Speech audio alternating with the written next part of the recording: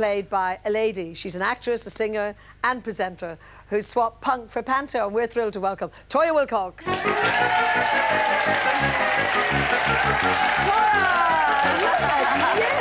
Hello! Don't you look good? That's fantastic! Oh, excuse me. I've been the old thigh slapping then. Yes. Very good. I'll tell you what, you have lost so much weight. Yes, thanks to... I've been touring Calamity Jane for months. Oh, have you? And that's really kind of... it's tilting that gun. It made me lean and mean. You should feel her muscles. They're unbelievable. Look at that. Look. It's because I have to swing from rafters and I'm thrown everywhere and it's good. To do with the show?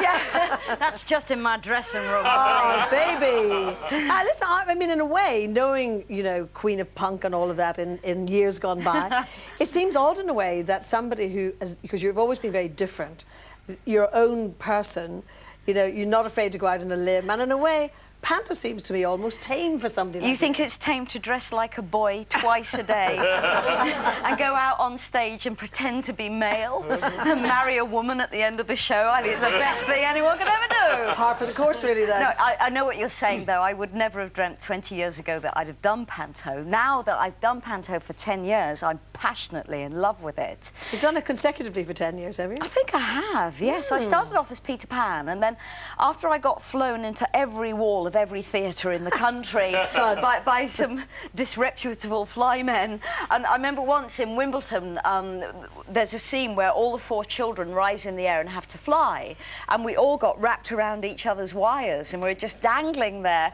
and we had to bring the curtain down and stop the show and get ladders on and get us down. You could have been there for the entire Christmas period, you know, for weeks on end, really. Now, listen, talking about the weight loss and everything, if I just find this photograph, Toya and a lot of other surprising people in a way to bear all were in the paper last week. It's a great Have a picture look at this. Toya. Toya down here, by the way, looking really good. Gorgeous. But when they said to you, will you... I think we all would if we were hanging upside down.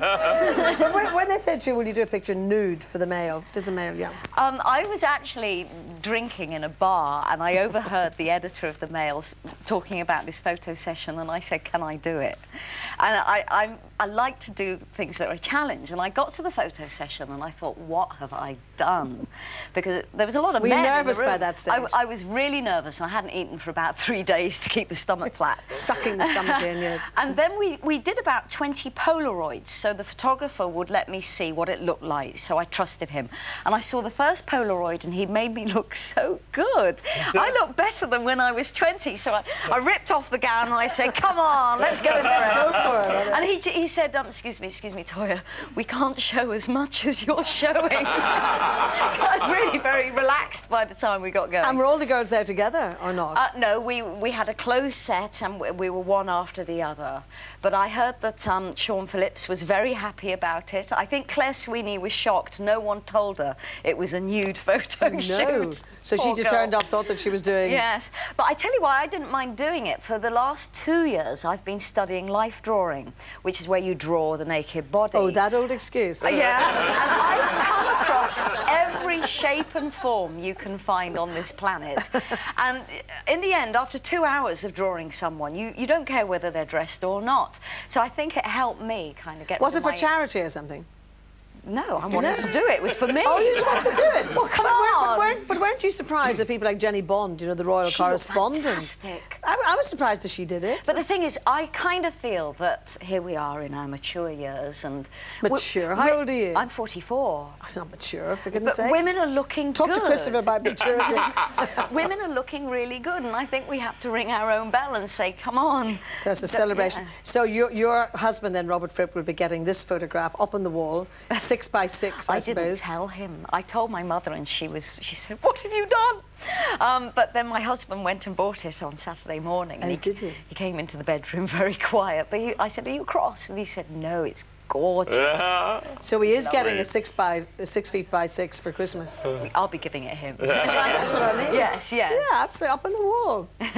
Anyway, so you were talking about Calamity Jane as well. Yes, now, well, obviously you're doing a lot of stage work, so when you do a musical like Calamity Jane, as you have been doing, and then you switch into panto, that's quite a switch, really, isn't it? It's incredibly different. Everything I've learnt about comic timing, I've learnt doing panto. because normally I'm a serious actress with Shakespeare and kind of new plays, and I wanted to study comedy, and I felt really the best way to do it is panto, because you're working with these incredible dames and they know everything there is to know about comedy. I don't know if you ever discovered this, because you've always been able to do comedy, but I'm incredibly grateful to panto for the technique it teaches. What, the timing of it? The timing. You're absolutely right, and if you learn from some people, I mean, I remember when you said what's your first pantomime, I was 18 years old, and my dame was Oliver Gordon, who's no longer with us, but his timing was fantastic, and you do learn, and I think pantomime does teach not only the audience, but it teaches the artists as well. Definitely, but it meant I don't. You know, Calamity Jane and Panto are very different, but it meant with Calamity Jane I'm much braver with the text.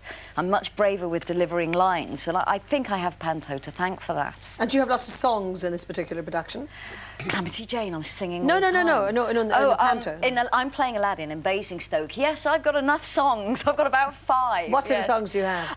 Well, I wanted to open with I Feel Good. Da, da, da, da, da. I knew that you would. Now. So I open with that because that's a nice showstopper. And I don't sing this, but there's Fields of Gold. My leading lady sings that. The Sting one. Yes, beautiful. Beautiful song. Absolutely beautiful. I get to sing Once in a Lifetime, Every Man Has a Moment. Ooh. We're in the money.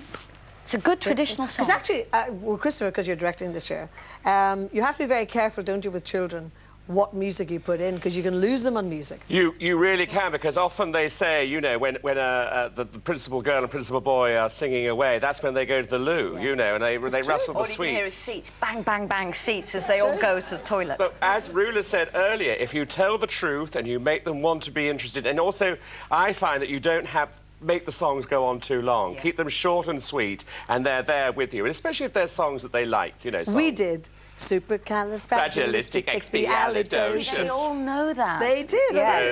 But one thing in. that transfixes the children is the story between good and evil. And I think any child right up to the age of 75 is transfixed by this story, and pantomime is so fantastic for good overcoming evil. And it's when you can hear a pin drop, especially with Aladdin, when Aladdin goes into the cave and thinks he's lost in the cave, and they know the genie is going to appear, but Aladdin doesn't.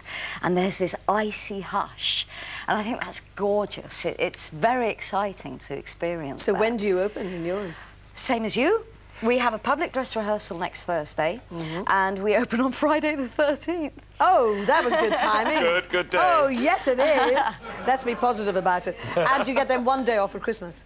Yes. Just one day? But it's enough. You can eat 10,000 calories in that day and not worry about it. Well, you're not eating anyway, so you're fine. You never know who might ask you to do another nude photograph in the new year. But you're doing Calamity Jane in the new year, too, yes, I'm back into Calamity, open in Glasgow on the 18th of January. Oh, no rest for you, then. On the road right through till May. Good. Well, Toya, stay where you are, because everybody's got to join us on the settee. Toya Wilcox, good luck, and thank you very much indeed. Thank you. Excellent. Of course, the pantomime continues after the break when we have an all-star cast for a curtain call performance. So don't leave your seats, eat your popcorn, and we'll be back right after this very short interval.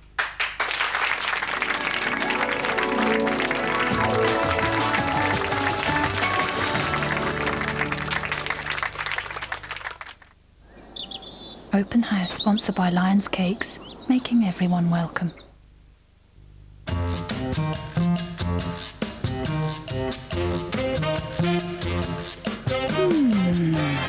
This is what your skin thinks is happening. I'm in heaven when I'm with you. And this is what's really happening. New Dove Triple Moisturising Body Wash cares for your skin in 3 ways, leaving it so soft, it'll think you used a moisturiser. Go on, cheat on your skin with New Dove Triple Moisturising Body Wash. Have you been injured, had an accident at work, or on the road, or in a public place?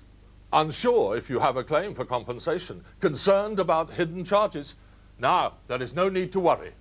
The Personal Injury Helpline will handle your claim with no charges and nothing taken from the money you're awarded. So, for a risk-free quality service, call us free now on 0800 085 1715. If you don't make the call, you'll never know. No, ladies and gentlemen, this is a little tune I've concocted on holiday in Malaga. there's no limit. He's big. He's back. And he's doing it for charity. Wonderful harmonies there, don't you agree? The new single from Backshelf Dog has no limits, and it's all in aid of the National Canine Defence League. Available at all good record stores from December 9th. Dogtastic.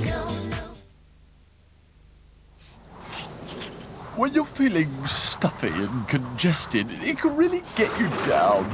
That's when you need Olbas, with powerful natural ingredients to bring instant relief.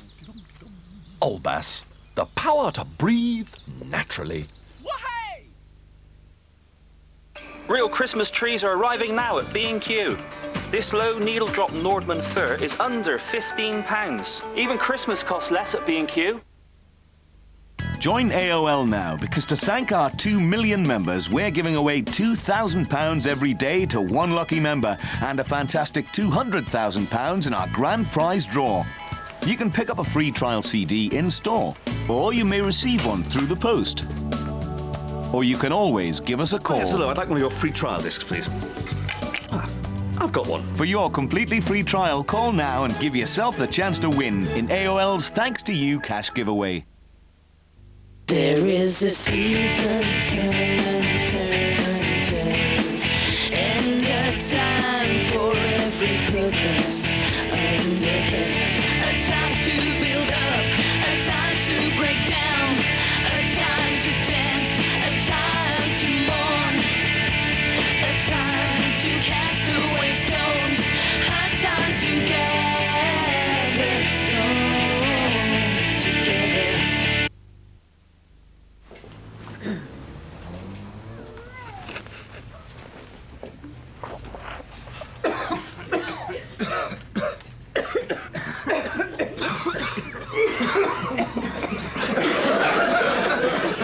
If you've got a cough, did you know nothing's more effective without a prescription than Benylin?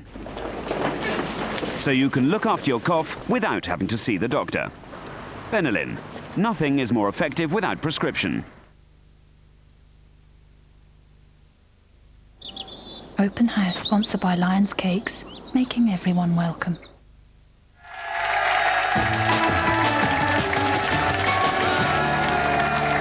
Well, there you are, looking gorgeous. I tell you what, it is extremely difficult to keep the audience in check, never mind the guests today. Well, welcome back to the final part of our Panto special. Now, obviously, the gang's all here. We have Christopher Biggins, looking delicious as butters.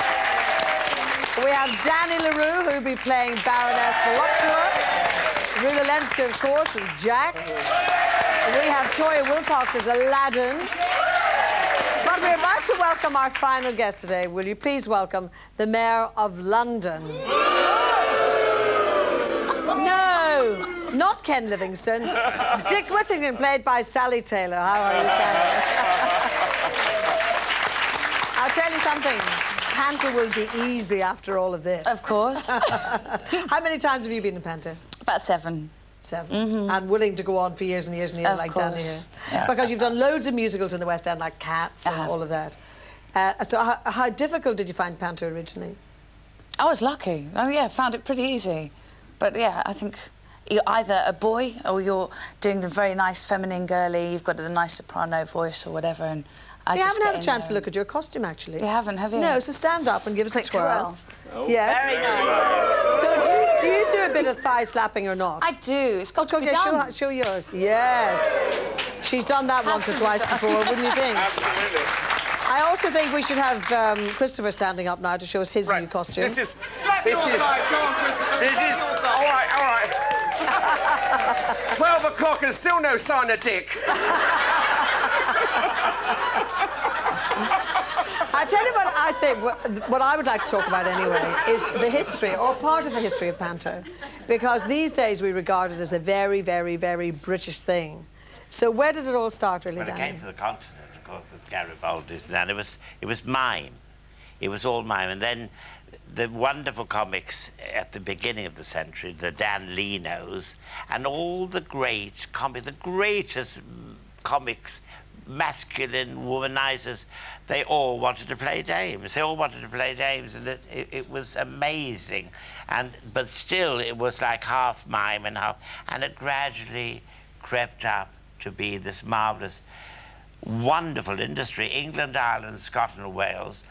They've tried it in America. God bless her, Zsa Gabor. She tried to play last year or the year before, and they had to take it off. But in Australia, they do, but it's done in the and of course 130 degrees. If they did it in the winter, we bet, and it's very difficult there. Toya's queuing to speak here. No, I was just going to say, Danny, I understood that when J.M. Barrie put Peter Pan on the stage for all the children, the scene changes were so ambitious, they took 35 minutes. So he put magicians on in the scene changes to entertain the crowds, as it were.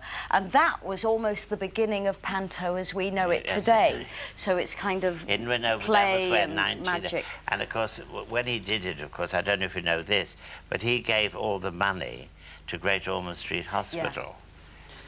Everything goes from Peter Pan. The era Victorian was that was where it really started to get really big. Was the true beginning. That was the true beginning. But as we know pantomime is today, though, I think it started from there. And where did the tradition of girls playing boys and boys playing girls all begin? Well, that came from That's because we're better at playing boys. Yeah. Oh, right, OK. We're better at playing girls. I would like Speak to tell for yourself. you that. And we'll go back to... I watched Evelyn Leigh, Boulay, who was a great actress, a great singer, and you went cold when she played Prince Charming and had a love scene. You really felt, my God almighty, she really is like a man, and you couldn't have found a more feminine woman. She was incredible, because they played it for real then. You know, she played it for real. All right, I don't play it for real. Yeah, but for years and years and years. She played it. It was almost sensuous. But for years you had, you know, girls kissing each other, you know, Prince Charming and, you know, Cinderella, all the business. In recent times, well, whatever they did, I mean, you had the reality of, you know, falling in love, etc., singing the songs to each other. But then in recent times, there's been this trend towards casting well-known people as Prince Charming, men as Prince Charming.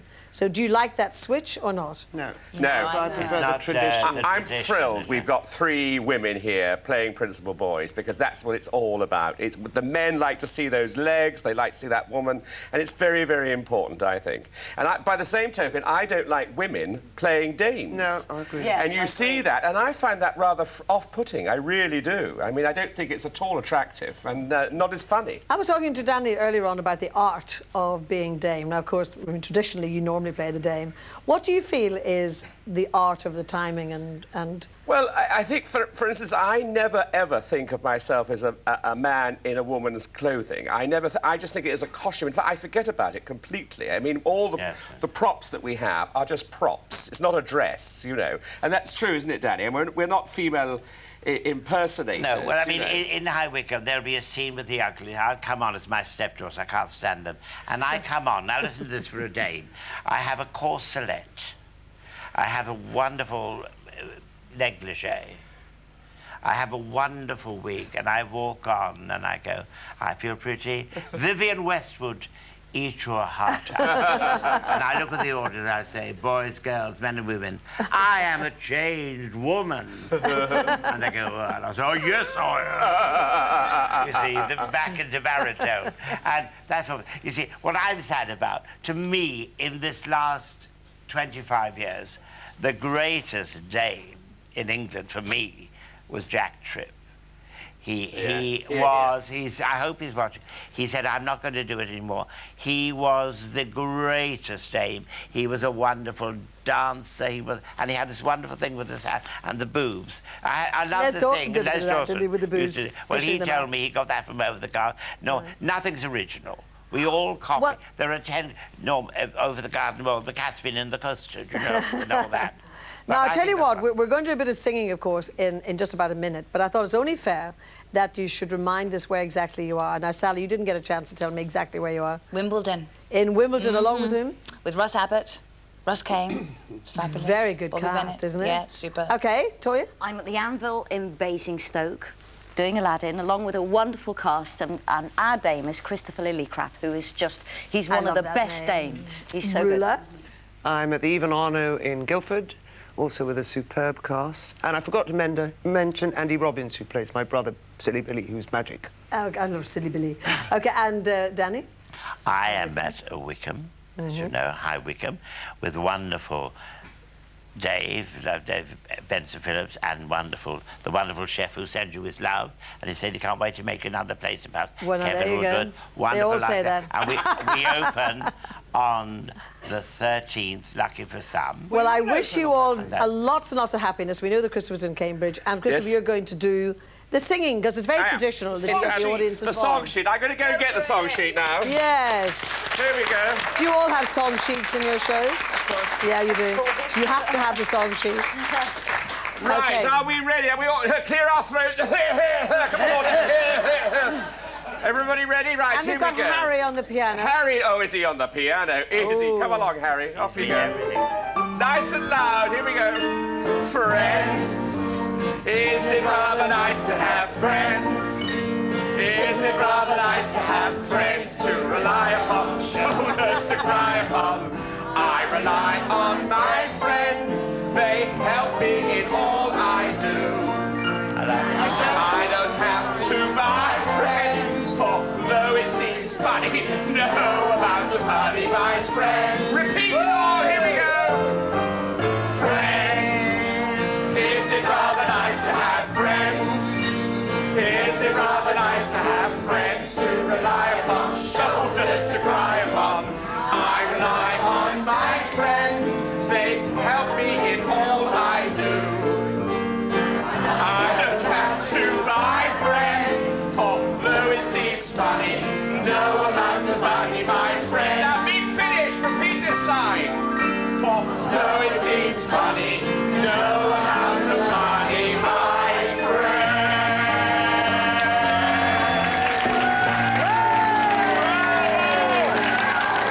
Well done. Well done.